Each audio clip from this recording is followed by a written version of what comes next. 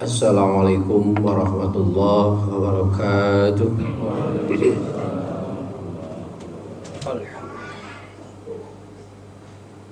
Allahu Akbar, Allahu Akbar, Allahu Akbar, Allahu Akbar.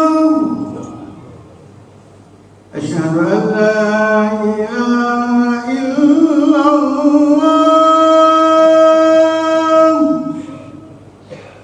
Asyhadu an la ilaha illallah.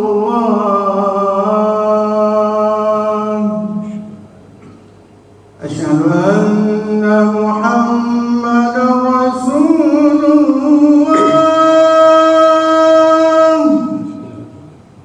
Asyhadu anna Muhammadar Rasulullah.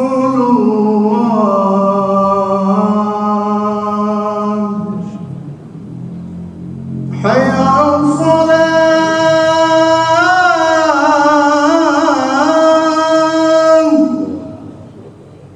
Hayya 'alas salam.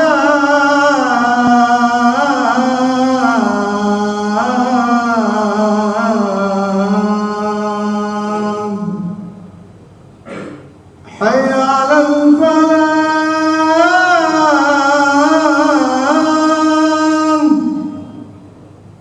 Hayya 'alal falah.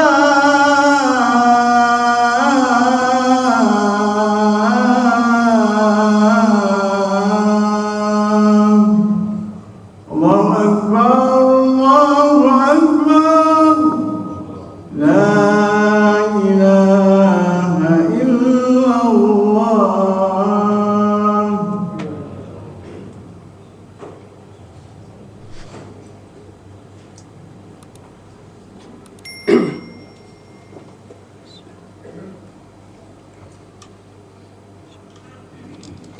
Alhamdulillah. Alhamdulillah summa alhamdulillahilladzi ja'ala qulubil mu'minin wa nawwirul muslimin. Allahumma shalli wa sallim wa barik ala sayyidina wa maulana wa habibina wa syafiina Muhammadin khatamin nabiyyin ila yaumiddin. Faqala ta'ala a'udzu billahi minasyaitonir rajim. Subhanalladzi asra bi'abdihi lailan minal masjidil haram ilal masjidil aqsa alladzi barakna haulahu linuriyahu min ayatina innahu was-sami'ul basir. Fa ya ibadallah usikum wa iyaya bitaqwallahi wa ta'atihi la'allakum tuflihun.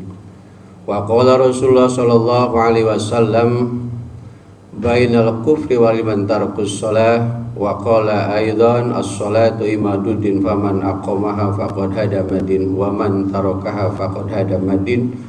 Wa qala ta'ala a'udzu billahi minasyaitonir rajim wa aqimis shalah li dzikri. Shadaqallahul azim wa shadaqa nabiyil karim wa nahnu ladzalika minasyakirin walhamdulillahi rabbil alamin. Ma'asyiral muslimin wa jumratal mu'minin jamaah Jumat rahimakumullah. Mari sama-sama kita memuji kezatillah ya Rabbi. Bersyukur pada Allah yang Maha Ghafur. Hari ini kita masih dikaruniakan umur. Hakikatnya atau sebenarnya Allah masih memberikan kesempatan kepada kita untuk selalu berusaha memperbaiki diri, memperbaharui jiwa untuk meraih ketakwaan pada Allah Subhanahu wa taala.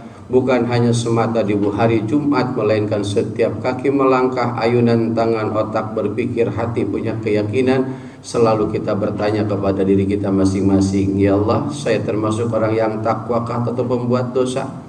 Maka dalam kesempatan ini Al-Baqir Khatib mengajak sama-sama merenung, terlebih ini alhamdulillah pas bertepatan dengan tanggal merah miladiahnya, tanggal nasionalnya.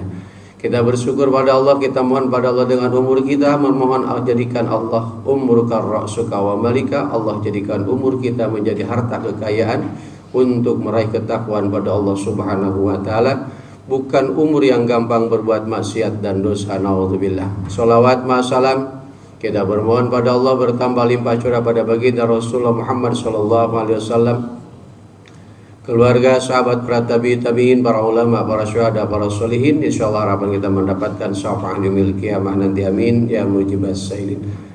Ma'asyiral muslimin wa jumratal mu'minin jamaah jumarahimakumullah. Jika kita bercerita tentang sejarah perjalanan Isra dan Mi'raj sudah tidak asing bagi kita. Al-Baqir hari ini mengajak menukil dari beberapa kitab yang pernah dipelajari sampai sekarang masih belajar Al-Baqir. Kita melihat dan sering ingin kita menjadi orang yang bisa melaksanakan sholat dengan khusyuk. Khusyuk yang seperti apa yang kita inginkan? Kita dikasih resep oleh Imam Ghazali. Hadirin jamaah Jumat yang dirahmati Allah Subhanahu wa taala. Tingkatan khusyuk itu ada khusyuk mubtadin, ada khusyuk muhibbin, ada khusyuk arifin atau orang ahli ma'rifat. Lalu khusyuk kita sampai mana? Kita buka dulu sedikit dalam kitab Fathul Mu'in di awal dalam bab sholat.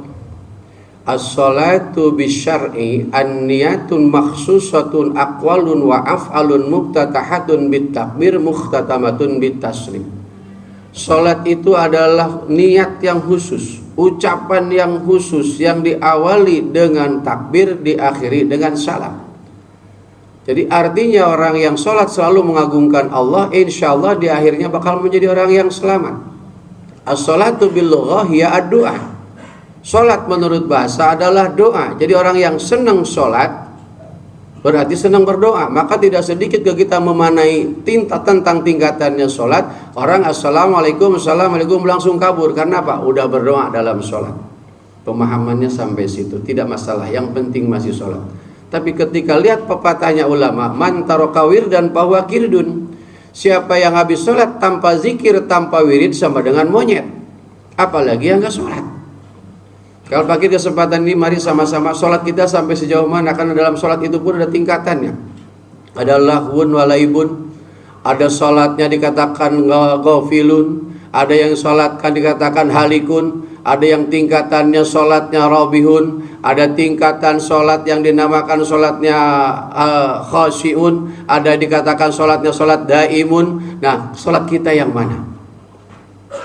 Oke, sholat kita baru sekedar raga, belum sampai yang namanya sholat batin. Maka kalimat awalnya subhana.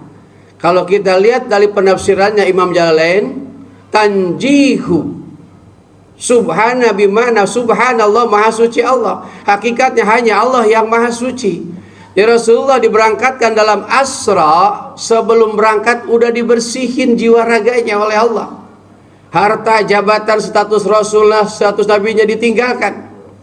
Kedudukan dan segala macam status soleh hilang di dalamnya, hanya Asra diperjalankan oleh Allah. Maka ketika kita mau sholat, ini tanbih buat kita, peringatan buat kita. Ketika mau sholat, tinggalkan segala urusan selain daripada Allah.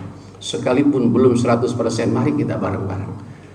Harta kita tinggalkan, keluarga kita tinggalkan, segala keinginan kita tinggalkan. Ketika langkah kaki menuju ke tempat sholat, segala makhluk Allah, bahasa kasarnya, lu jangan pernah datang kecuali Allah yang harus datang dalam ingatan dan hati nurani. Bahasa kita aja diperintahkan dalam kitab Daqaiqul Ahbar seperti itu. Supaya apa? Melangkah, maka masuk tingkatannya husnul mubtadin. Syarat yang pertama, orang yang baru belajar husu adalah husnul qiraah. Benar bacaannya, bagus bacaannya. Karena dalam sholat ada makan rukun di dalamnya. Seperti apa yang dikatakan husnul qiraah? Fatihah, salam, tasyahud, sholawat. Ini dikatakan rukun qauli. Bacaan Fatihah kita kadang-kadang ikutin irama seenaknya kita. Kalau kita buka dalam kitab Ihya Ulumuddin Imam Ghazali jilid yang kedua, sholat kita ini sholat cangkang. Gerakannya mah sholat, tapi hati yang kita ingat, pikiran yang kita cantum selain daripada Allah. Kategorinya orang sholat munafik kita ini. Katanya nyembah Allah, tapi pikiran dan hati kita ada yang lain daripada Allah. Jujur kita, munafik kita dalam sholat. Termasuk Al-Baqir. Ketika sholat main-main, maka ketika sholat harus tahu. Maka keduanya ini husnul qiraah. Yang kedua, tingkatan husu mubtadin. Orang baru belajar husu adalah hudurul qalbi. Berat ini emang. Hati kita bergantung kepada Allah, hadir saat sholat. Minimal bainal lafdataini, antara dua lafad Allah dan akbar di situ. maka dimandubkan, dianjurkan agar dipanjangkan kita. Allahu Akbar. Sudah ada Allah dalam hati kita, maka tidak sedikit orang yang was-was saking pengen ketemu Allah. Kita mau ketemu kayak kagak kayak Allah, main-main. Termasuk salat kita lahun walibun, sendaguro salat kita. Belum termasuk salat yang ruh, baru salat cangkang kita, tapi sombongnya luar biasa. Yang kedua, yang ketiga, tartibul arkan. Kembali ke tadi, tertib rukun. Dalam salat ada rukun qauli, ada rukun fi'li, ada rukun qalbi. Mana rukun qauli, mana rukun qalbi, mana rukun fi'li, harus kita bisa membedakan. Ibarat kata kalau masak seorang chef, tahu yang akan dimasak, bumbunya tahu, insya Allah ketika matang dimakannya nikmat. Tapi ketika yang dimasaknya cakep, bumbunya semaunya, nggak nyambung sesuai dengan apa yang akan kita masak, insya Allah mubazir.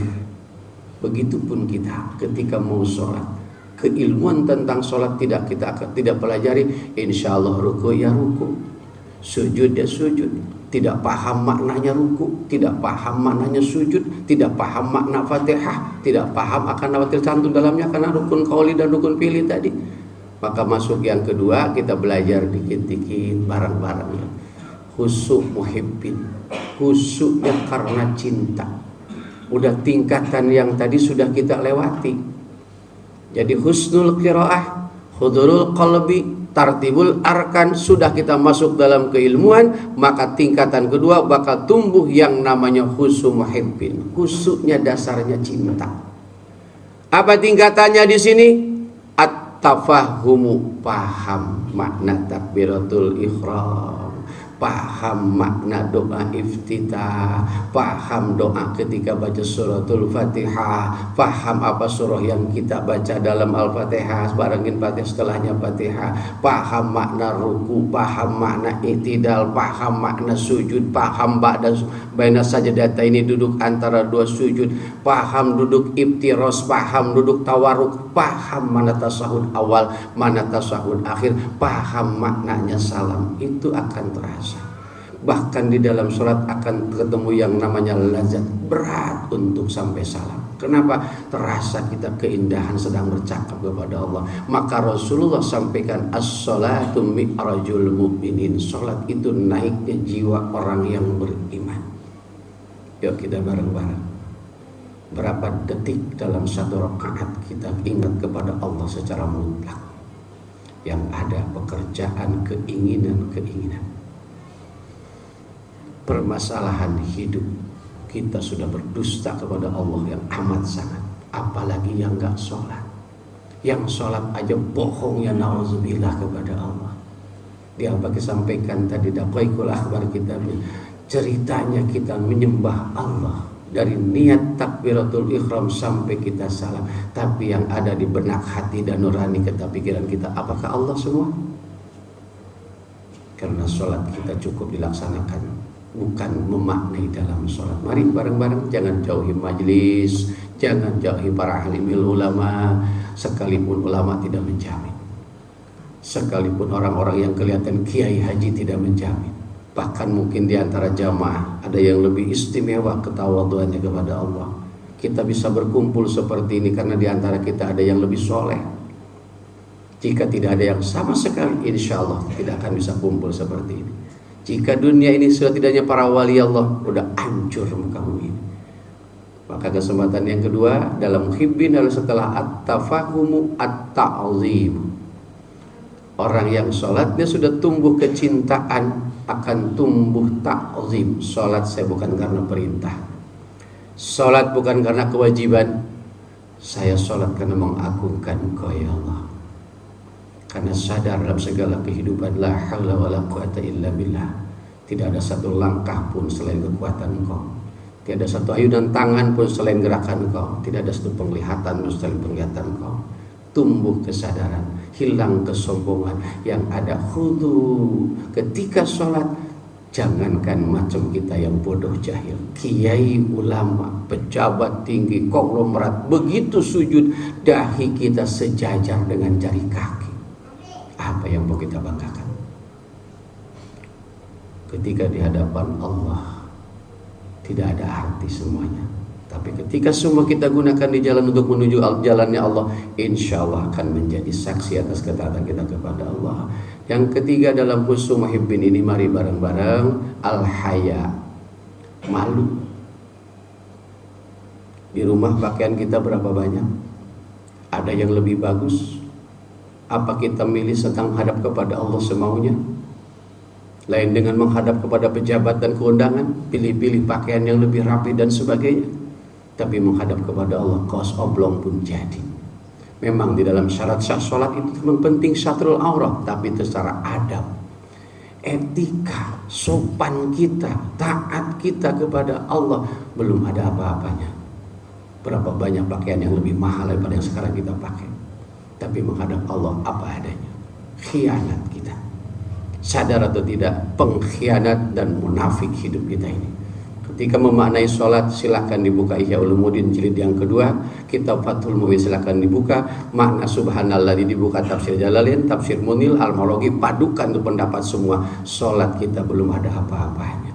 Mereka semua para pendahulu, para alim ulama salafun soleh menciptakan kitab-kitab seperti itu saking sayang kepada kita. Jangan mengalami seperti orang-orang yang terdahulu. Karena apa? Secara keilmuan sudah dicukupkan oleh Allah dengan baginda Rasulullah rahmatan lil alamin. Jamaah umatil subhanahu wa ta'ala.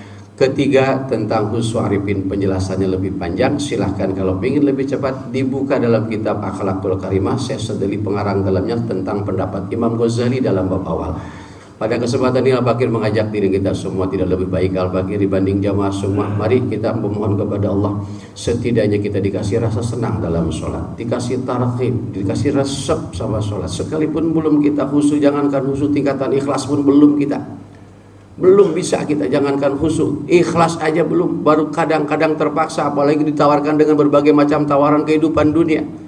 Seperti yang paling gampang Al-Baqir contohkan, misal Bapak mau Jumat, teman kita, saudara kita telepon, kamu jangan pergi dulu, saya siapkan uang 1 miliar, kira-kira kita nungguin duit 1 miliar apa Jumatan? Jujur macam kita nungguin duit 1 miliar. Kenapa? Sholat kita baru perintah, bukan mengagungkan. Padahal semua itu bakal habis. Tapi ketika ta'zim kepada Allah, mengagungkan kepada Allah, dunia tidak ada apa-apanya. Kenapa? Karena masih kita cinta kepada Allah, kita lebih mencintai kepada yang maha memiliki dunia dan segalanya. Mohon kita kepada Allah untuk diri kita, keluarga kita, saudara kita, sekalipun tingkatan sholat kita belum sampai kepada khusyuk, apalagi khusyuk ikhlas saja belum, tapi kita berpenuh harap Allah terima sholat kita. Allah berikan rasa senang kepada keluarga kita, sholat anak, cucu, cicit kita, keluarga kita, saudara kita, tetangga kita, sehingga masjid musola di mana-mana yang diperindah, tambah banyak jamaahnya, bukan tambah indah masjidnya, melainkan masjid sekarang pada umum menjadi fitnah. Cakep-cakep tapi jamaahnya susah. Kalau dulu masjidnya susah, jamaahnya berlimpah. Kenapa? Karena godaannya belum begitu banyak. Hadirin jamaah ini mati Allah Subhanahu wa taala. Persis di bulan 27 Rajab ini kita bermohon pada Allah, Allah berikan keluarga kita semua yang khusus dengan umur yang tersisa, umur yang sehat, afiah, taat dalam beribadah, kokoh kuat dalam ibadah, rizkinya dipermudah setiap langkah. Harapan yang paling utama lagi keluarga yang sakinah mawaddah warahmah, keturunan soleh dan solehah. Jika wafat kita semua husnul khatimah. Amin ya mujibas sa'ilin, wallahu a'lam bissawab. Barakallahu li wa lakum bil Qur'anil azim wa nafa'ani bi ayati wa dzikril hakim. Taqabbal minni wa minkum tilawatahu innahu huwal ghafurur rahim.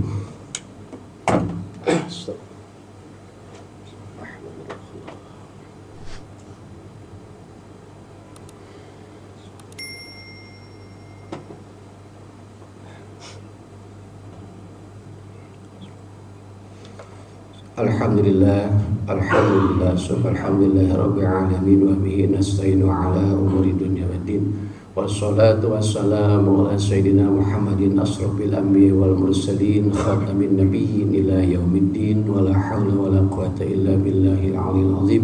Faqala ta'ala a'udzu billahi minasy syaithanir rajim. Innas salata kanat 'alal mu'minina kitaban mawquta wa ba'du فيا عباد الله أوصيكم واتقوا الله وطاعته لعلكم تفلحون. وقال تعالى أيضا أعوذ بالله من الشيطان الرجيم يا أيها الذين آمنوا اتقوا الله حق تقاته ولا تموتن إلا وأنتم مسلمون. وقال تعالى أيضا من آيات الأخرى أعوذ بالله من الشيطان الرجيم إن الله وملائكته يصلون على النبي يا أيها الذين آمنوا صلوا عليه وسلموا تسليما. اللهم صل وسلم وبارك على سيدنا محمد في الأولين والآخرين وعلينا معهم برحمتك يا أرحم الراحمين. اللهم اغفر للمسلمين والمسلمات والمؤمنين والمؤمنات الأحياء منهم والأموات ويا قاضي الحاجات. اللهم ارحم أمة سيدنا محمد. اللهم اصلح أمة سيدنا محمد.